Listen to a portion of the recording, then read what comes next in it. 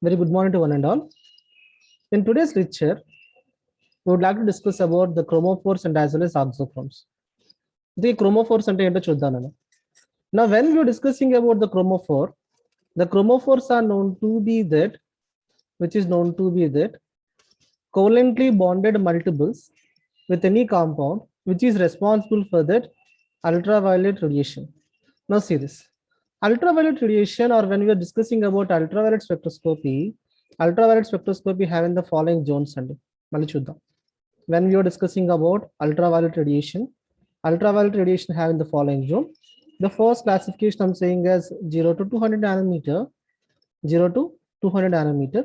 Number two I'm saying as 200 to 400 nanometer, 200 to 400 nanometer. The third classification I'm saying as that is equals to 400 to 800 nanometer. I'm repeating, 400 to 800 nanometer. Now, what is the difference between the three cases, right? The first case, what we're saying as a far UV region, I'm repeating, ultraviolet spectroscopy, the absorption takes place in 0 to 200 nanometers. It is known to be that far UV, and it is known to be that UV, and it is known to be that visible. I'm repeating. Okay, 400 to 800 nanometers, what we're saying as a visible. Now, what is the difference between the three cases, right? Far UV region, and as well as visible region. Now, when we're discussing about the far UV region, the absorption takes place in between the 0 to 200 nanometer.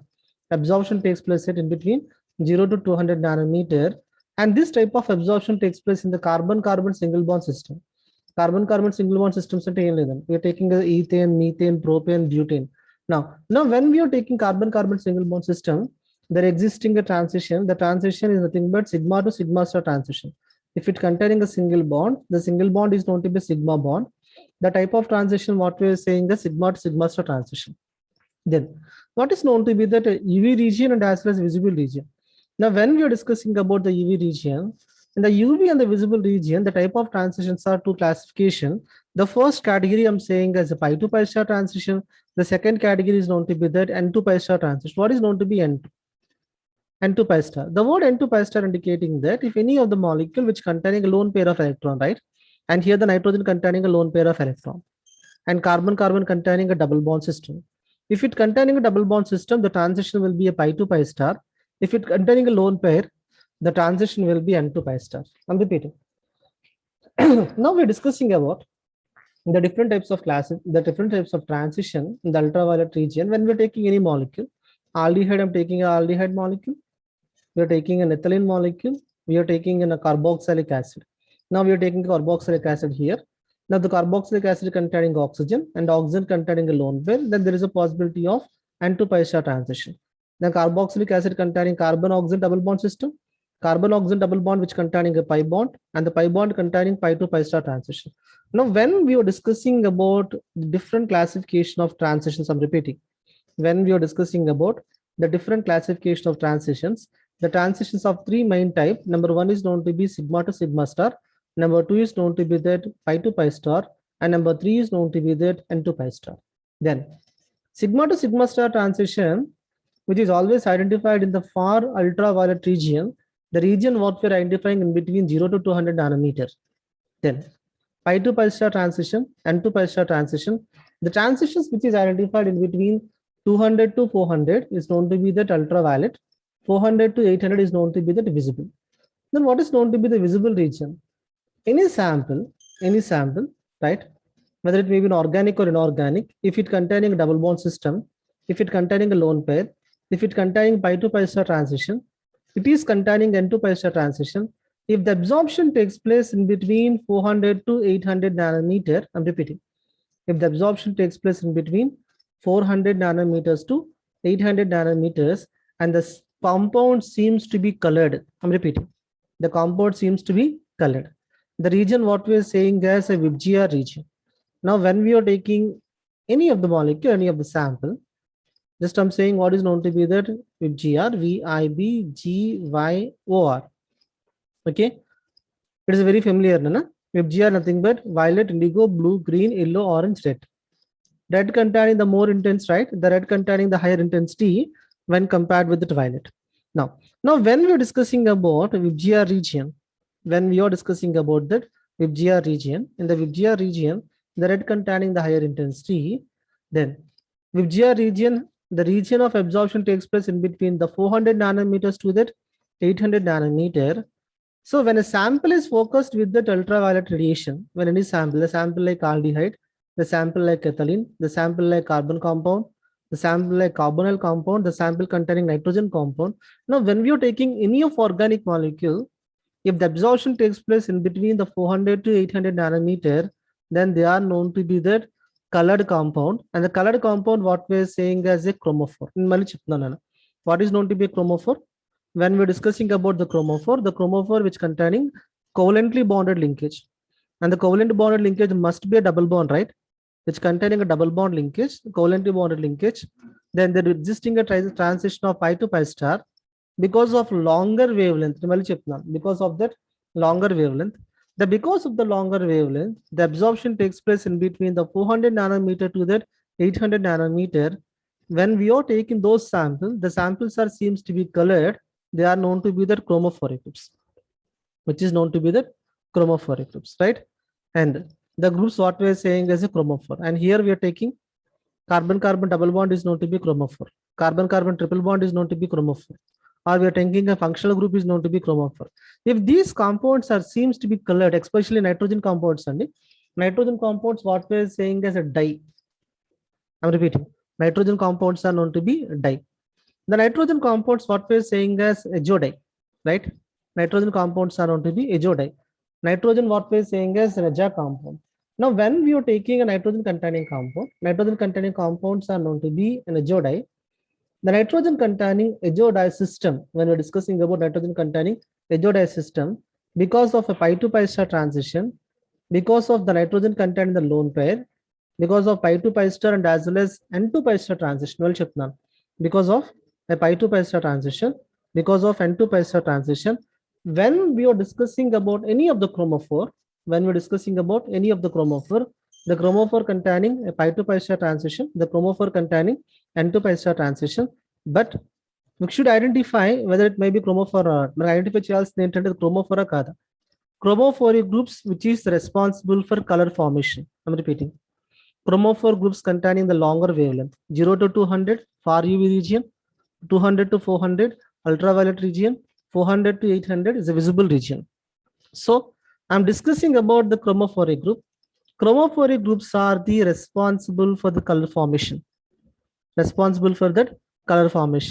Especially nitrogen containing compounds are known to be color. In organic compound, nitrogen containing compounds like azodye, okay, azodye or amine dye or benzene nitrogen compounds, benzene diamine compound, and those compounds which containing nitrogen double bond linkage, especially nitrogen double bond linkage, they are seems to be colored. I will tell you what is known to be a chromophoric group, right? Chromophoric groups are known to be that covalently bonded multiples. Okay, the chromophores are known to be that covalently bonded groups.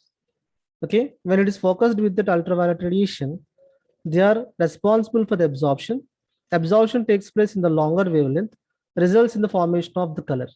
Okay, now let we see the continuation here. Now we're discussing about the continuation here. That is known to be the oxochrome. I will tell you what is known to be an oxochrome. Oxochrome is a moiety which increasing. Oxochrome is known to be a moiety which increasing the color of the chromophore, which increasing the lambda maximum of the chromophore. Benzene, the value is equals to 250 nanometer. When the benzene is added to an NH2 functional group, and here the NH2 functional group is known to be an oxochrome, and the benzene is going to be the chromophore. When a chromophore is added with the oxochrome, when the chromophore is added with the oxochrome, lambda maximum value increases. So here the lambda maximum value increases. Benzene, the lambda maximum is equals to 255 nanometer. When NH2 is added to the benzene, the lambda maximum increases to 280 nanometer. The process what we are saying is oxochromic effect. Let me see what is known to be an oxochrome. Oxochrome, which is identified, which does not show any specific color, but oxochrome increasing, the effect of the chromophore, right? So we are taking chromophore and the chromophore containing less intense color. Then man benzene is known to be colorless, aniline is known to be colored, aniline is known to be that colored. The color property of oxochrome increases when it is added with the chromophore. I'm repeating. The color property of the chromophore, the color property of any of an organic compound, which is known to be a chromophore, which containing a pi to pi star transition, which is having the lower wavelength. So because of the lower wavelength, it doesn't containing any specific color. So when we are continuously adding to that oxochromic group, then what will happen? The lambda maximum value increases and the color intensity value increases. Less intense color is converted to give the more intense color. Lower wavelength is converted to give higher wavelength. So the effect what we're saying is oxochromic. Well, cheptana. Oxochromic groups are nothing but OH is an oxochromic group, NH2 is oxochromic group, OR is known to be oxochromic group, NHR is known to be oxochromic group, SH is known to be oxochromic group. When these oxochromic groups are added to the chromophore wavelength increases to the longer wavelength, right? The wavelength of the chromophore increases to the longer wavelength. So the process what we are saying is an increment shift. Oxochromic effect is known to be the increment shift. Oxochrome increasing the lambda maximum value of the chromophore. Benzene the value is equals to 255. Aniline the value is equals to 280. Benzene is known to be chromophore. NH2 group is known to be oxochrome. When NH2 is added to the benzene, lambda maximum increases to the longer wavelength, right? Now, let me see the continuation here.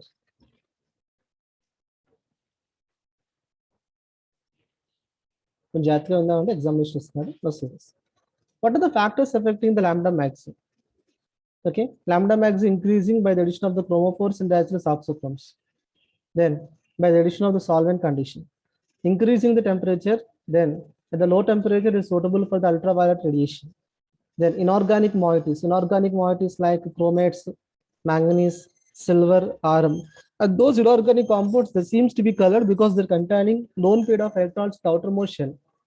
Then already intermediate because of a DD transition, because of an FF transition. If that D block element containing an unpaired electron, right? If any D block element containing an unpaired electron in the outermost shell, then what will happen? There existing a DD transition, there existing a then FF transition. Because of a DD transition, because of FF transition, there seems to be color. So any oxochromic groups like chromate or MnO4 or Ag, Au, and these groups that are added to that any chromophoric group, then what will happen here? The lambda maximum value increases. And all this what we're saying is the factors affecting lambda maximum. Now we are seeing that what is known to be Frank-Condon principle. In already been Frank-Condon principle explaining that the transitions are identified in the electronic spectroscopy. What is known to be electronic spectroscopy? Electronic spectroscopy is a combination of high energetic radiation, lower energetic radiation, and very low energetic radiation. Point with higher energy, what we are saying is ultraviolet radiation. Number 2 is known to be infrared radiation. Number 3 is known to be NMR radiation. Number 4 is known to be that rotational spectra. Rotational spectra or what we are saying as a Raman spectra. When we are supplying some amount of energy, then what will happen? The first condition, the molecule will be rotated. Number 2 is vibrated. Number 3 is electrons excited. 0.3 points. E0 to E1 indicating that electronic excitation. You see this. Ground state excite, E0 to E1 indicating that electronic excitation. Then V0 to V1 indicating that vibrational excitation. V1 to V1 indicating that vibrational excitation. And R0 to R1 indicating that rotational excitation. It means that when we are taking any molecules, simple when we are taking any molecule, now the higher energy, what we are saying is electronic excitation. E0 to E1, E0 indicating that the ground state, and E1 is known to be the excited state. In between, what we are having, the next level, what we are having is known to be that vibrational energy level. V0 to V1, what we are saying is vibrational energy level. Then the lower energy, what we are saying as rotational energy level. Rotational is known to be that R0, and rotation excited state is known to be R1. Simple. E0 is known to be ground state. E1 is known to be excited state. Electronic excitation takes place in the ultraviolet spectroscopy. Then electronic excitation takes place in the ultraviolet spectroscopy. Next, V0 is known to be that vibrational ground state. V1 is known to be that vibrational excited state. Vibrational excitation takes place in the infrared spectroscopy. R0 is known to be that rotational ground state, and R1 is known to be that rotational excited state. R0 to R1 excitation takes place in the Raman spectroscopy or rotational spectroscopy. So excitations will be like this only, right? The excitation when we're discussing, the excitations are identified like this. That might be E0 to E1 electronic excitation. Number two, V0 to V1 vibration excitation. Number three, that might be an R0 to R1 rotational excitation. R0 to R1 is going to be the rotational excitation, electronic excitation, vibrational excitation, and rotational excitation. Electronic excitation, what we're saying is, we're saying as ultraviolet spectroscopy. Vibration excitation is known to be that infrared. We're saying as infrared spectroscopy. And the rotational energy, what we're saying as a Raman spectroscopy. It is known to be the Raman spectroscopy. So when we are giving electromagnetical radiation, electromagnetical spectra initial electromagnetical spectra is nothing but the combination of electric and the magnetical radiation. The electromagnetical radiation which contain in the higher energy. When we are discussing the electromagnetical radiation, the electromagnetical radiation which contain in the higher energy is known to be ultraviolet, next followed by infrared, and next followed by rotational spectroscopy, right? Now, ultraviolet radiation, the units will be the nanometer. We're discussing with the lambda maximum. Lambda maximum value basis, which is the ultraviolet entered. That is known to be nanometer, the far UV region, and as well as visible region. Vibration energy, where we are taking the value in the amounts of the frequency, and the frequency is identified as centimeter inverse. Okay. Now, when we're discussing about the rotational value is also taken in that centimeter inverse, what is nothing but a frequency level. So high energy is known to be the ultraviolet radiation. The next level is known to be the infrared radiation. The third classification, what we're saying is Raman spectroscopy. Now, according to the Frank-Kernel principle, there are the two types of excitation. Number one is known to be that allowed excitation. Number two is known to be that forbidden excitation. This already one discussed this one. Allowed transitions are singlet to singlet to singlet. S0 to S1 is known to be allowed. Okay. Then T0 to T1 is known to be allowed. S0 to T1 is known to be forbidden. T0 to S1 is known to be that forbidden. Now they're explaining that allowed and as well as that forbidden transition. No serious. The next question in previous examination, 8 marks question ఇచ్చాడండి. అందరూ జాగ్రత్తగా వినండి. I think అందరికీ clear గా వినిపిస్తుందా నా voice? ఒకసారి respond అవ్వండి. స్క్రీన్ షేర్ చేస్తున్నాం కదండి, అంత మీకు విజిబుల్ గా ఉందా? నా వాయిస్ క్లియర్ గా ఉందా? ఒకసారి రెస్పాండ్ అవ్వండి. ఎగ్జామినేషన్ లో చాలా చాలా important. Is my voice is audible to everyone, right? No. Thank you. Now we're seeing here what is known to be that intensity and as well as absorption shift. Intensity shift followed by that absorption shift, right? Intensity absorption shifts మనం తీసుకునేటప్పుడు జాగ్రత్తగా వినండి. When the lambda maximum increases is known to be that bathochromic shift. When the lambda maximum decreases, it is known to be that hypsochromic shift. Now, when the epsilon maximum increases, it is known to be that hyperchromic shift. When the epsilon maximum decreases, it is known to be that hypochromic shift. Now, what is these values indication? What is known to be that lambda maximum and what is known to be that epsilon maximum? When we are discussing any sample absorbing ultraviolet radiation, I'm repeating, any sample which is absorbing that ultraviolet radiation, the amount of the radiation in the form of the wavelength, okay, now we should identify the wave that may travel the distance. The distance traveled in the wave motion or electromagnetical radiation that can travel in the sample, or what we're saying as an absorption value. And that value, what we're saying as a lambda maximum. The word lambda maximum indicating that maximum length of that wave. Simply I'm saying as wavelength. This is known to be wavelength. Now see this. Now what is known to be this part, right? And this part indicating that the how intense ultraviolet radiation is absorbed by the sample. Is it high intense or lower intense? The point గుర్తుంచుకోండి. So when we are discussing about the wave nature of electromagnetical radiation, the first condition we are discussing about the lambda maximum, and the second condition we are discussing about that wavelength. You see this? It is known to be that wavelength. It is known to be that wavelength, and it is known to be that intensity length. The intensity maximum, what we are saying as an epsilon maximum.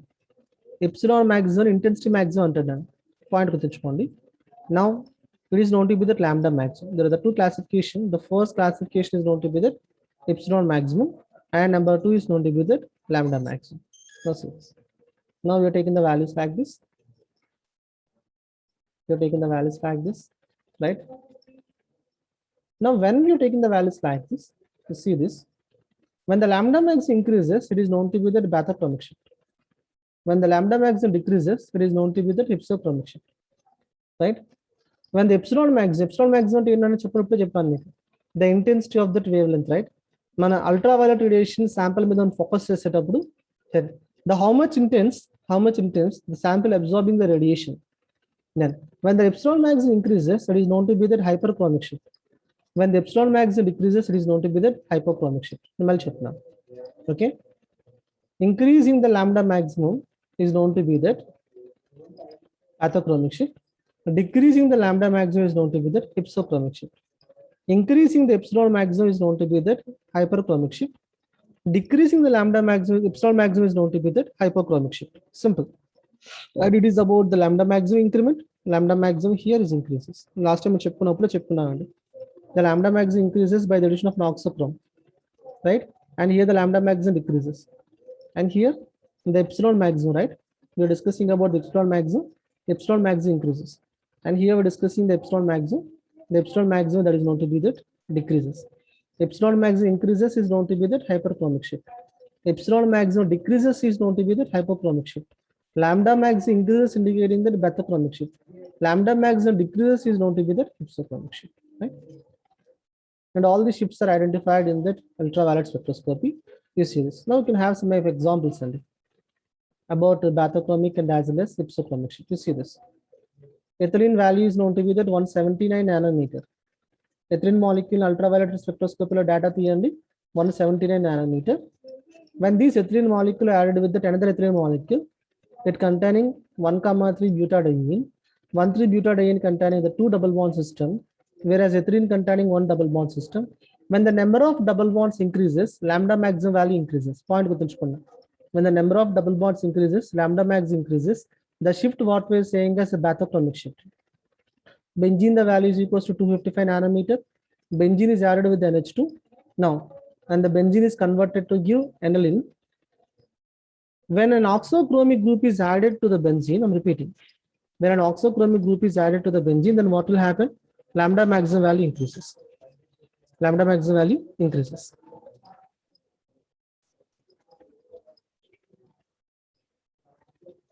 Let's see this, right? Next. What is known to be that hypsochromic shift?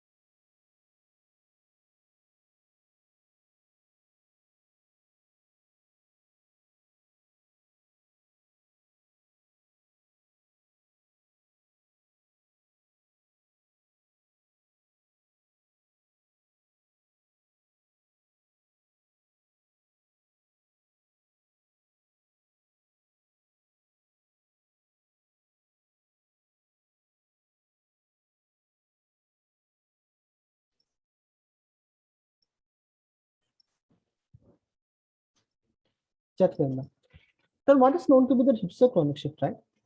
When we are discussing about the hypsochromic shift, where the lambda maximum value decreases, aniline is treated with the acid. Aniline gives rise to anilinium ion, where the lambda maximum decreases from 280 nanometers to 260 nanometers. So when we are taking any chemical reaction, if the lambda maximum increases, is known to be bathochromic shift. If the lambda maximum decreases, is known to be the hypsochromic shift. Now, let me tell you what is the difference between hyperchromic shift and hypochromic shift. The word that hyperchromic shift indicating that where the epsilon maximum increases. This series. It is known to be pyridine. This is 2-methylpyridine. The increment value, what we are saying is we are adding is a methyl. Then what will happen here? Epsilon maximum is equals to 2750. Epsilon maximum is equals to 3560. When the epsilon maximum value increases, it is known to be that when the epsilon maximum value increases, it is known to be that hyperchromic shift. When the epsilon maximum decreases, it is known to be that hypochromic shift. Now see this. What is known to be that hypochromic shift? When we are discussing about that hypochromic shift, we are discussing about the hypochromic shift. You see this. Biphenyl, the value is equals to 250 nanometer. 2-methyl biphenyl, the value is equals to 237 nanometer. And here what will happen here? Epsilon maximum 19,000, and here the epsilon maximum is equals to 10,500. The epsilon maximum value decreases, what we're saying as hypochromic shift. So let me conclude. We are discussing about ultraviolet spectroscopy. Ultraviolet spectroscopy, absorption and as well as intensity shifts. Examination lecture. Absorption followed by intensity shifts. The first one, what we are saying is bathochromic shift. Number 2 is known to be that hypsochromic shift. Number 3 is known to be that hyperchromic shift. Number 4 is known to be that hypochromic shift. Lambda maximum increases, bathochromic shift. Lambda maximum decreases, hypsochromic shift. Epsilon maximum increases, hyperchromic shift. Epsilon maximum decreases, hypochromic shift, right? There are the 4 main classifications, right? Now, let me conclude ultraviolet spectroscopy. The next continuation, infrared spectroscopy, next class which we are discussing about the application of UV spectroscopy. The UV spectroscopy is very used to determine the molecular weight of a sample, which containing 10 carbon, which containing a 5 carbon, which containing 6 carbon, alkane, alkene, alkyne, alkane, alkene, alkyne containing any functional group linkage.